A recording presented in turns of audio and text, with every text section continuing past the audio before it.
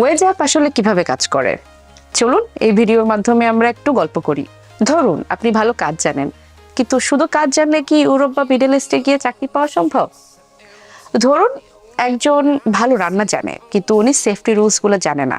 ইউরোপে যখন আপনি কাজ করতে যাবেন তখন শুধু রান্না নয়, রান্নার পাশাপাশি আপনার যে সেফটি রুলস সেগুলো কিন্তু জানা খুবই জরুরি। কিন্তু আপনি কিভাবে জানবেন যে আপনার আসলে কি কি স্কিল আছে আর কি কি স্কিল আপনার জানা নাই?